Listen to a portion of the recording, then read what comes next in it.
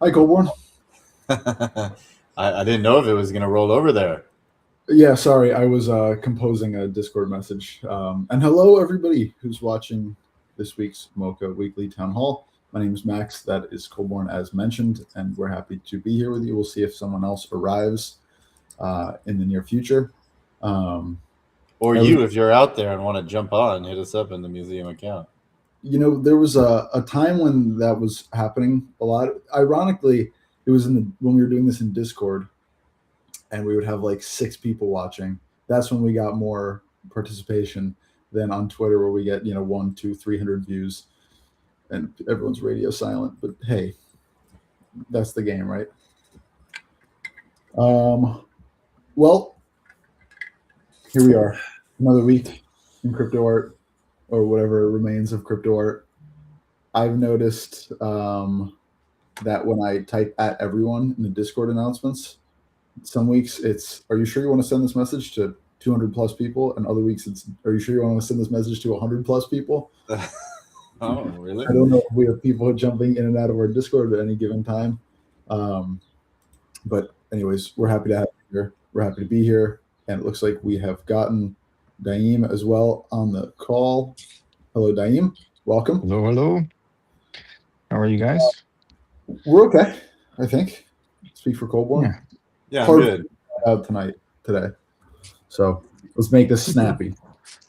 How are you, Well, Daim? it looks like it's tonight by Colborne. It's today by the rest of us. Mm. Starscape in the background and all. I'm fucking freezing. I'm like in slippers and sweatshirt. It's like 58 degrees outside and sunny. I'm like, Sounds like a you problem. yeah. Colborne, you wanted to talk about our feelings.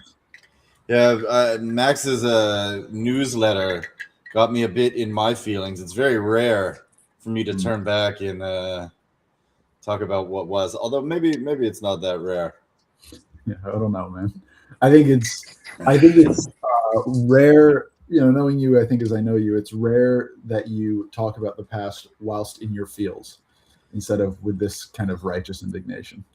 Yeah, it was exciting to be pushing something forward. I don't get too wound up on like where we failed or where we went wrong, and I think maybe it goes to your point, is that like along the way I feel very good that we acted to the best of our ability in the most integrous, is that a word? Integrity Integrity driven way possible. And kind of holding true to the values that made it something to begin with. Yeah, I mean, for And those, I get very, I'm just kind of disappointed that I'm not mad we at had our eyes set on something exponential, them. and we kind of acquiesced to something either maybe like stepping stone Yeah. or incremental. Sure. And that bothers me. And I know I actually it, You mean us or the scene as a whole? no, the scene as a whole, it's I so mean, the scene as a whole did a whole bunch of backsliding. Even I think it's even yeah, generous to say that we've been incremental. We've made some progress and then slid the fuck halfway back down. yeah, and that is really discouraging. And we continue to slide because there's nothing really backstopping any of There's it. no bottom. There is no bottom here because it was so wild to begin with that it kind of required everybody making like that collective jump. And we were there. Like X allowed people to have PFP, NFT, and that at the time even felt so marginal. But today that would seem like a big deal. Why is it Yeah. that we can't? Why? What is the reason that they don't want us to own digital objects and to share digital objects and to kind of be, probably because they want us to buy more physical crap? Oh, well, because they want us to buy more physical crap, and when we buy digital things, they don't want us to actually own them, right? Let it reside on the central server. Let terms and agreements and whatever else deprive people, at a moment's notice without, legal recourse, all that stuff that's, fundamentally entrenched everywhere. And, the Luddite halfwits throughout the internet, vociferously ignore in every, anti-NFT tirade that it's fundamentally, their rights that are, being prevented from being solidified by broader adoption, adoption of the technology by, whether gaming or, like whatever else is out there that could be using it. Yeah. It outrages the average person that the things they pay money for that are intangible, they should have, similar rights over as the physical things they purchase. Like, that's insane. Yeah. Standard. Yeah. Yeah. I mean, for those of I you don't. that, It's hard because like I want to come in and like ride people, but at the same time, Max, it's kind of like you said, you just kind of gotta like let this shit go. yeah. I mean, Yeah. Everybody's doing their best, but there's a yeah. Yeah. I mean, for And none of it is enough. just to go over like the crux of what Coborn is talking about, I wrote a newsletter this week basically about like expectations and the way that our expectations of how people and institutions and companies act within this sphere is so divorced from how we expect these entities to act anywhere else. It is not just enough. Like I'll use Super Rare as an example because I talk about them a bunch in the newsletter, and also I've talked about them a bunch in the past. But like, why do they have? Like, why do we believe they have a responsibility to like uplift the like fundamental values of the space? Now you may say because of their age and because they did that at the beginning, but like that's a fucking business. Business got to survive. Business has to make money, right? We do not expect Coca-Cola to work in the best interest of the community, whatever community they're situated in, right? They sell soda. People want soda. They are filling the arbitrage opportunity of I want soda, but I can't make soda. Super Rare has a arbitrage opportunity in a market that seeks attention and discoverability, and their like reason for being of any business is continued survival, and the reason for being for most artists is success, and it's personal success. And so like we just expect so much out of everyone here, as if there was once this like wall ornament on outside of crypto art that said like this is how proper conduct is, and everyone had to sign an oath when they came here saying I will act in the best interest of the community, I will not be greedy, I will do this, I will do that. And then like we've had our like those promises betrayed, and I wonder now like how much of that is just our own wishful thinking about a space being different than any other space in the world. Maybe I would. Yeah, sorry, Dane, please. I would push back one small bit, and I wonder if that distinction might partly be where some of the outrage comes from. But I think there are at least two types of artists. For one, yes, success is a big driver. For the other, I think for the other type of artist, I think the driver is a bit more ambiguous than that, and I would characterize it maybe more as wanting to communicate a certain vision or a certain understanding or perspective of the world. I completely agree with you, and I'm not. I think and that these two things can exist in concert. I guess my point is more. but I think it's that latter group that I think probably has loftier moral expectations of all the other actors in the space. I think the artists who are driven to success and want it at all costs, I don't think for the most part those are the guys that are frequently ragging on Super Rare and like whoever else. No, but I think there's always a case of, and we know that things get more argumentative and more dour when the market is bad, right? There's always chagrin at other people's success, but no matter how much hate you can give like an Eli Scheinman for the 0-1 at Art or the 0-10 at Art Basel, like anybody in this space, if you were invited to get that opportunity, would say yes and say yes with enthusiasm. That I agree with. And I think that is okay, right? And it's okay. It's easy to be upset about the things that are not offered to you. And when Maker's Place decided they were going to be a white glove service and go towards more this like online gallery thing, and people felt they were leaving others behind, like that is okay. That was what they needed to do to survive. And Nifty Gateway aligning themselves with all these anti-crypto values, like yes, it may piss us off because we wanted Nifty Gateway to be something else, right? We thought they were something else. We thought we were aligned, but like the idea that a business or a person or a foundation or whoever are not going to work in their own interests, like that's incredibly rare. And not to put ourselves on a pedestal, but like I believe like it would be silly to say that nothing we've ever done at MOCA is in our self-interest, right? Like I don't, or that I mean, we have done things in order to survive for sure.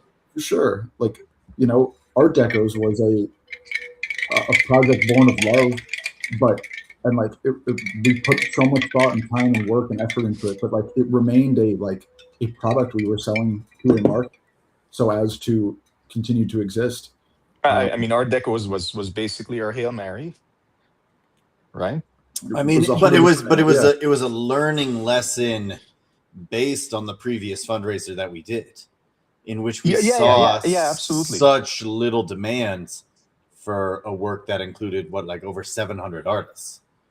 I still think that was one of that was like a really, in my opinion, crowning achievement of crypto art, to bring so many people together, to have a dynamic NFT, to offer it. There it is. Yeah. It's up in the corner. To offer it for so inexpensively to so many people.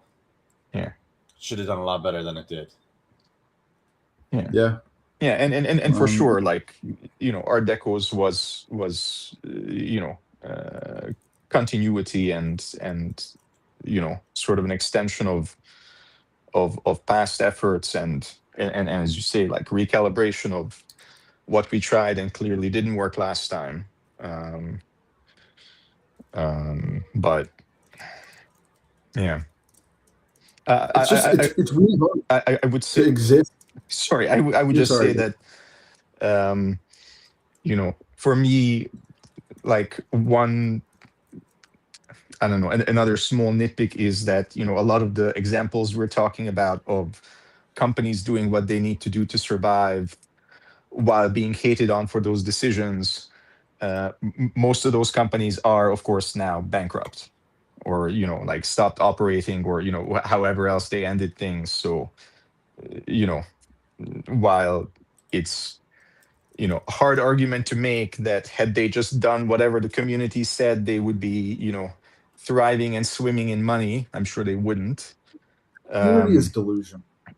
Like the community, all communities are delusional in some way, but especially crypto, NFT, crypto art. Like the idea, first of all, like it's not breaking any new ground to say that like working with integrity is, generally speaking, not lucrative. Yeah, like, and that you can pretty much just use as a bar, like a standard bar example for most things, right? Business is cutthroat. Building shit is hard. Like even just keeping relationships is difficult. Like acting with integrity in every circumstance is difficult. And like there's such a vocal part of crypto art that is like so. I mean, they were brutalized by a market, and so now they're brutal people, and they just hate anything that seems to them to be morally ambiguous or unaligned with their own idea of values. And like we take shit from them, and a lot of people take shit from them. And like sometimes I get it, right? Like when what is it, Beatrice the Mendelanaeus, and she writes these things about 6529, the predatory practices in that ecosystem. Like I completely understand where she's coming from. And yet on another level, like that dude, whatever 6529 is, a conglomerate, investment entity, person with malintent, like They come in to extract because there are people willing to be extracted from, right? For every meme coin that popped up in late 2024 that was clearly a pump and dump, people bought in. Now, granted, there's a psychological manipulative aspect, but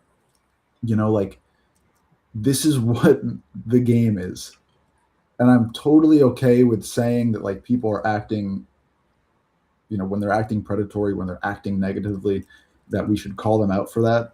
But the expectation that there is going to just be an Eden anywhere and that it is here without these kinds of people, it just isn't the case.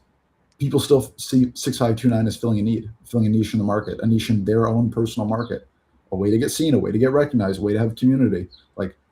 Even if it's just a hope or a prayer or a Hail Mary, to use your terminology, Naeem, I don't know. I don't know why we expect that this online ecosystem built on the most, the greatest internet cesspool in existence. Would that be Twitter? That would be Twitter? X? Yeah, Yes. exactly. Yeah, okay. Why do we think that this would be some Why would this be magic better? of opportunism and devoid of survival mechanics? And maybe that example isn't completely connected, but I just think there needs to be, and especially on my part, just it doesn't make for great content. I mean, but it does make for a better world when you just provide so much more kind of. I get what you're saying, and I think the answer I would give, though, even though I recognize it was a rhetorical question, but I think I can give an answer of sorts, and I wonder what you think about that, Colborn. But for some people, I think the answer to that is that we remember a time when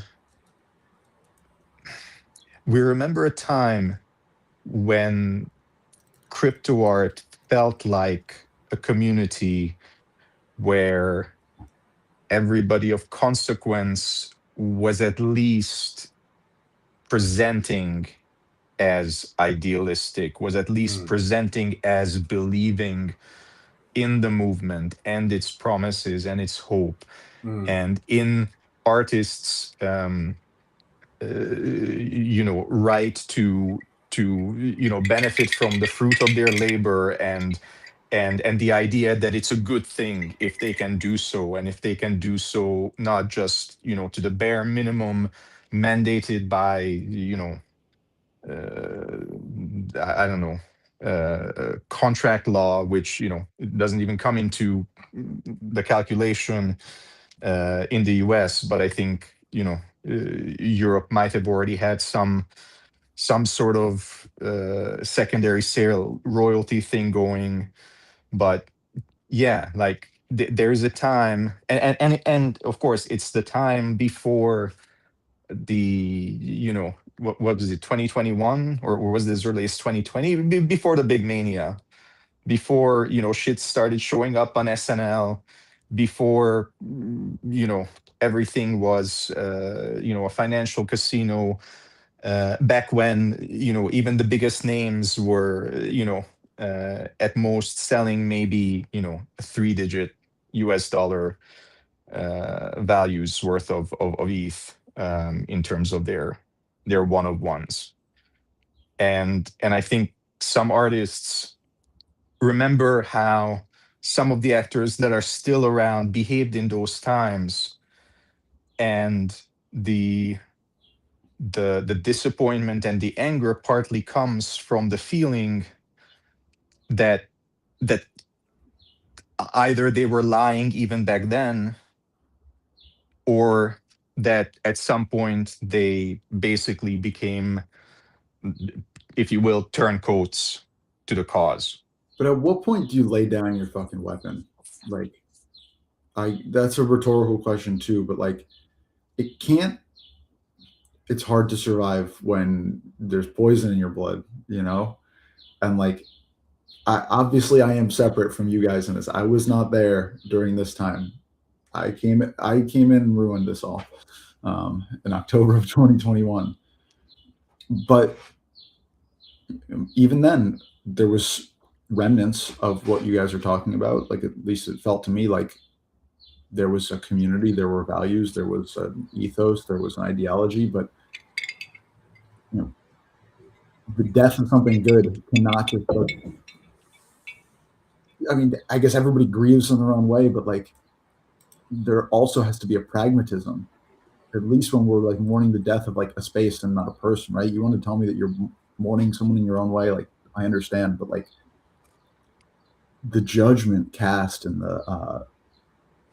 the delusion cast and the like, if it's all remnants of the pain felt from like the disintegration of this wonderful thing, like at some point that has to end, right? And like Well, either but I mean, you know, it has to end when you agree that the thing is dead.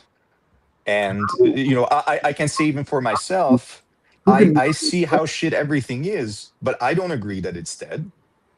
I probably agree, you know, less than you might consider it so, even though I'm not sure I could, you know, pose very convincing counter arguments to the reasons why you think it's dead. But like, you know, I'm not the loudest guy on the timeline most days, but I'm certainly not ready to accept that, you know, crypto art is dead and gone, and you know, I don't sort think it's of. gone, but like it's a fundamentally different thing than any of the three of us remember it was during the times when we were most connected to it. You know, like Well, the value. yes, but at the same time, like the people for whom it is a fundamentally different thing now are also people who are largely refusing to even use the word crypto art. So that makes for this weird situation where I think it's easy for a lot of early artists to feel like, you know, crypto art hasn't died and hasn't left them. It was, you know, not everyone else, but, you know, most everyone else that left crypto art. And, you know, here we are left as this, you know, much diminished vanguard who, you know, maybe doesn't have the moral freedom to be quiet, because then it really will be all gone and forgotten. Let me pose you this question, Danny. I'm curious your answer. And I don't know if I've ever posed this question in this way to anybody, but like, let's say you're right and crypto art isn't dead and it comes back, right? It comes back in some way. Like, what does it look like, right? What would it mean for crypto art to come back, right? What would it mean if crypto art was still alive and like got back on its feet? Does it look just like more sales from more artists? Does it look like a renewed interest in curation, criticism, community? Like maybe I mean, Honestly, it's probably going to start with a person. It's probably going to be top down. It would take a renewed interest in historical assets, right? And then whatever. Let's say Token Angels is suddenly sitting on $250 million of X copy artworks, right? Not an impossible scenario, sure. you know, and sells 100 million and just starts buying again. Right, it would take some sort. That's kind of what Basileus did, right? To fund more, and I think it would take kind of like a collective revisiting, an unlocking of liquidity to the people that were first and earliest and held the morals, and then the morals kind of translating down again through money. Or collections, or you know, like the incredible collection of Coldy or Robness, or people like tapping into those and then those people using those proceeds to again like discover and highlight emerging people.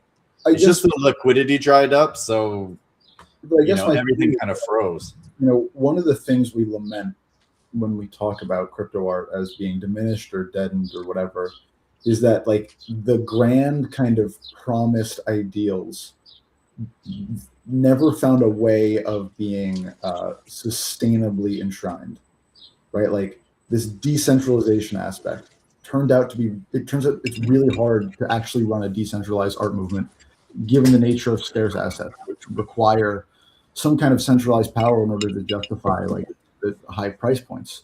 The discoverability is just it doesn't scale. As far as I have seen, discoverability can't scale. It's one thing to Okay, do.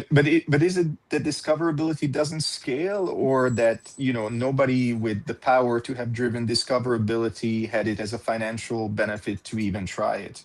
Right. Because like who genuinely tried discoverability? But I mean, it's How many Ohms, fucking artists Ohms does did. Super Rare have? What would it how much money and effort would it take to literally genuinely randomize who gets featured on their front page, and change it every, I don't know, every 3 hours completely at random? but That is that that would give front page discoverability to people in a way almost nobody has ever done it before. I'm just going to quibble very slightly. I hear the idea, and that works if there's a 500, 600 artists, and there's any hope of getting discoverability through that metric. But if you're randomizing 4 artists on your homepage, every now and again, like every hour, every 2 hours, whatever, but there's 3,000 artists all vying for position, like getting 8 seconds of visibility does nothing. And also, like, But not 8 seconds of visibility. Like presumably Super Rare's homepage is reasonably frequently visited.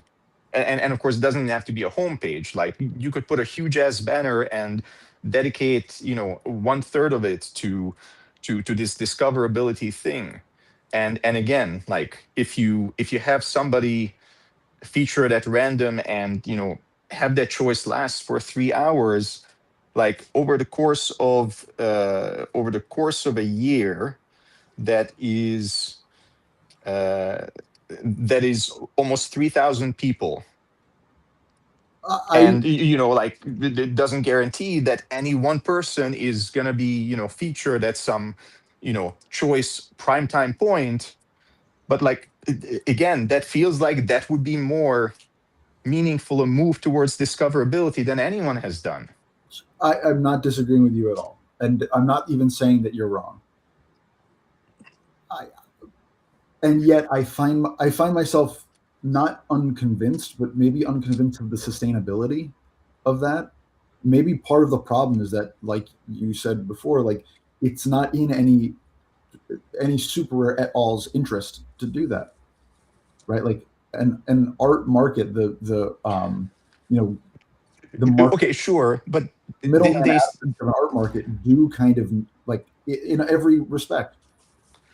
But Money is didn't they shift to basically doing the same like white glove thing as what bankrupted Maker's Place? uh, I'm, So I'm then at that point, what does it matter what their homepage has on it, I'm not saying you're wrong. I like I right? can't disagree with you, right? I think you're making valid points. I just am dubious myself that, like, again, But I'm less suggesting this as if they only did that, then the scene would be saved. I'm more suggesting that the bar for doing something meaningful that that would probably be seen as meaningful by the artists in the scene is so ridiculously low because 100%. nobody has done anything. I guess I always think that, like, if you have the choice of being profitable and acting with intention versus or integrity versus being profitable and acting without integrity, you will choose to be profitable and act with integrity. Like, I don't think that the people at Super Rare want to be like a centralizing power. Like, those folks who have been here for a while too. Like, I imagine that they have bigger ideas for what the movement could be or what it could have been. I just think that these are stopgap measures, and I don't think that they address I I will you I know. will say I disagree with you on that. I don't have personal knowledge of the folks behind Super Rare, but honestly, my personal impression, seeing every crypto art platform rise and fall, has generally been that the formula seems to be is initially let everybody and their mother-in-law in, regardless of quality, regardless of relevance, regardless of fame, regardless of merit. And then once you have enough people that you can start gatekeeping and ignoring 90% of the people you already accepted on your platform, you do so because suddenly now you have taste, and now you are tastemakers, and you're basically going to start larping as sophisticated arts people. That's been my personal impression as a crypto artist in this space of pretty much every platform. Now, I could very well be wrong. Again, I have no personal knowledge of any of these people, but just watching how platforms developed and changed, and how policies changed and strategies changed over the years, that's been my personal outsider impression of every single one of them. I think part of my problem in general is that I like these are not conversations that we are having exclusively or they're somehow just happening in this chat, and I don't think that we're coming to insights that are rare or unique. And I just don't know how many times we can keep having, not we, but the whole space can keep having these same conversations and keep hoping for the same kind of not stopgap measures, but these same kind of more, I guess, in my mind, altruistic actions from these platforms. And it just it the cavalry does not seem like it's coming, right? Token Angels does not seem, the Token Angels, in quotes, is not selling $100 million of X copy and spreading that love around to the community like that does. I just don't see that happening. I don't see when that would happen, or why it would happen, or why it would spark, the creation of some other platform. Because in 20 years, the same way that Jeff Bezos was at Amazon in the 2000s, I guess he was probably still pretty rich then. You would presume that the crypto founders of this time in 20 years are going to be on that level, right? And that blockchain has gone as far and wide as the internet itself and created so much economic value that there would be a return to this period, especially in an age of so much abundance and so much AI infiltration everywhere. You would assume, in the same way that people return to the Renaissance and return to all these various art movements, that there would be a return.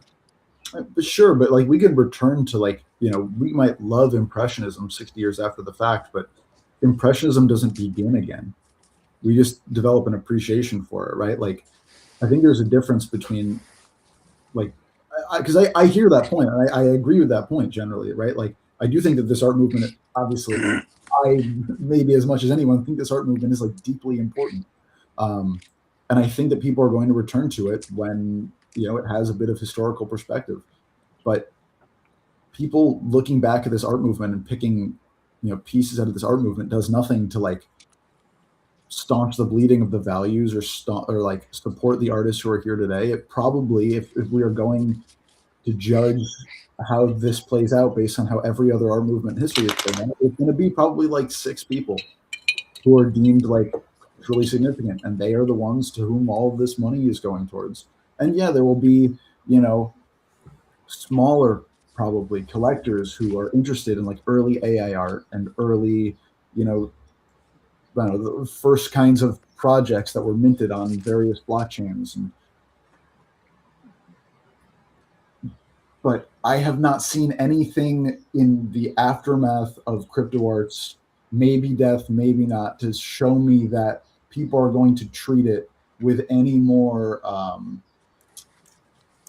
kind of a value-driven eye than they've treated any other art movement.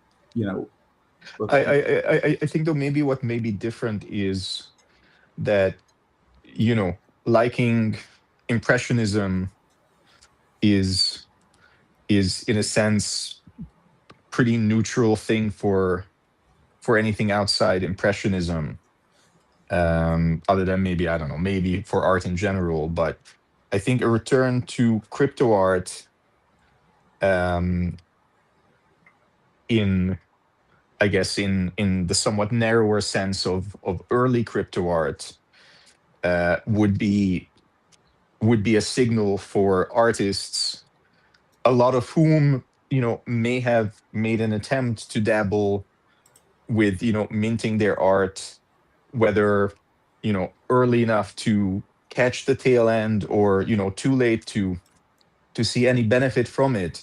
But it would signal to artists around the world that actually this model that doesn't require you to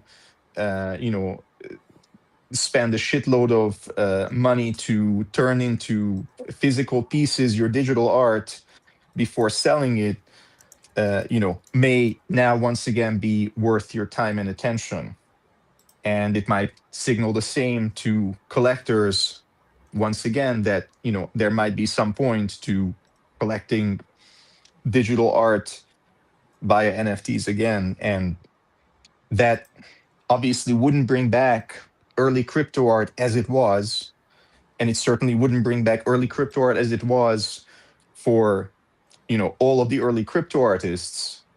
But it feels like it would have more of a secondary and tertiary effect in terms of creating something like a revitalization of crypto art slash NFT art slash networked art, or whatever bullshit term they're going to be using by then, to cause something that will owe its I don't know, existence, or will have its roots in what crypto art used to be. And I would say the comparison with Impressionism is totally unfair, because there wasn't the same exposure of art to other artists, right? So internet art in and of itself is inherently unique because there is so much cross-pollination. Sure. Listen, I think all of your points are valid, and I don't like to be playing the devil's advocate. I do not like to be on the seat that says this is dead, it's never coming back, it's never going to mean anything. It's not what I believe either, and so I don't want to take. I mean, but you do make strong counter arguments that are difficult to I guess counter sometimes. I find myself pulled constantly between what I see and what I feel, and yeah, I am just prone to theory crafting, right? And I can do it. I'm a fiction writer. Like, I can build into whole worlds and be completely comfortable living in them. But, I guess I think a lot about what you used to say, Colburn, about like what comes first, right? Like narrative or money, right? What follows what? And if we use money in the place of success, or success for the space, right? Like, does the just belief in crypto art being alive make it alive? Are there like underlying metrics that are required for us to believe that it can be resuscitated, that there is some shred of it that's still being held dear in like many, many hearts?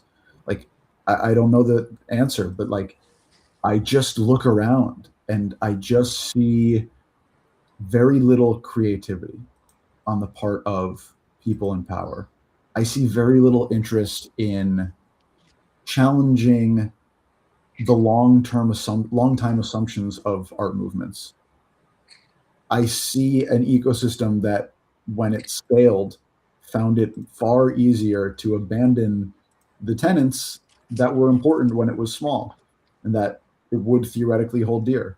And I don't. And it still didn't keep the companies afloat. 100%. Like but that to me makes a significant distinction, because I feel like most of those companies could in fact have stayed afloat had they scaled back, decided that they don't need to, keep maximum extracting from, what was effectively a stone with no more blood left in it, and craft a plan to use the hundreds of millions or more in some cases that they made during the good times to keep shit on life support for when things come back. I know I hear you on that, and I think that this actually comes back to like my original point of my newsletter is like, even if you have a staff of 20 people, right? It's like, if scaling back requires you to lay off half your staff, like that shit's hard, right? It's hard to like lay off the members of like a small team who are like,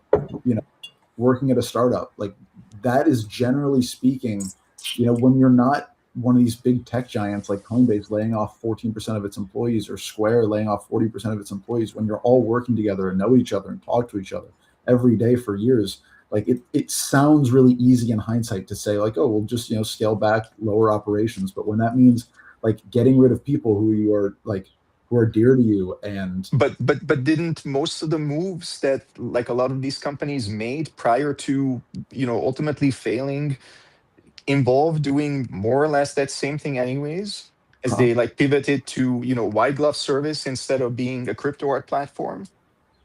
in some cases, Like, I'm sure, but I still just think that like I don't think that there is in some cases absolutely it's greed. It is and like, sorry, with Maker's Place, like, wasn't it some you know some random corporate turn things around type CEO that they had for like the last year of their operation before they went completely belly up? So like, You take $10 million from Aquarella. They put their person in charge, right? And it totally changes, and nobody knows why. Of course, it was the VC money that changed everything, because they wanted their people making decisions. people who don't actually know what they're doing for the most part. Yeah, but you can't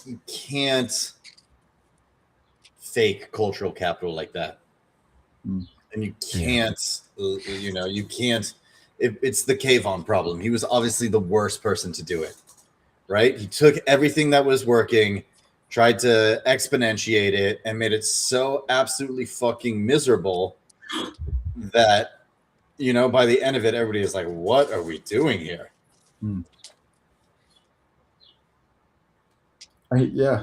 I like. Anyways, I gotta run. You guys go. All right. Yeah.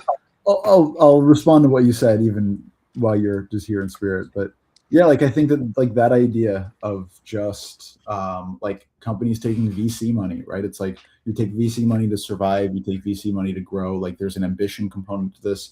I guess like we can probably argue, both of us, until we're blue in the face. And I want to believe what you believe, Daim. Like I really do. I hope to you and to everybody who might be listening, it is clear that like after all I've invested of my time and attention and curiosity in the space, that I believe in its values and I believe in its future in theory, but I just am so you are crypto art's sober second thought, Max. I know that.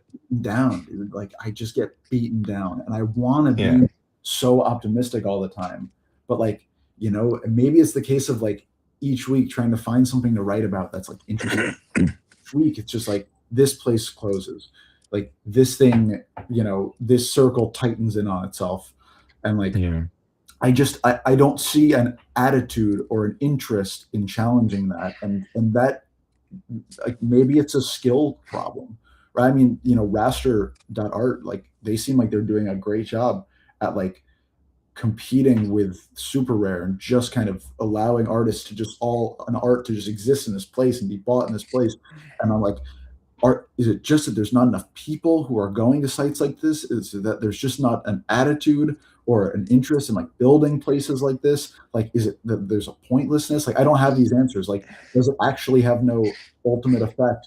I don't know the answers. I just know that I find myself girded by so little.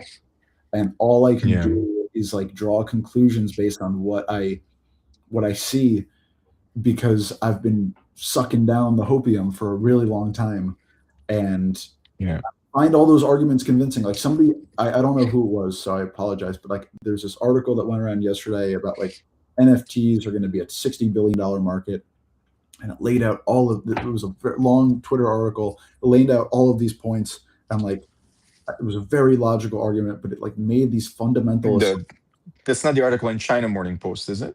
No. It was some on Twitter. Some person. Okay, all right. But it was great, and I don't know if it's any more believable than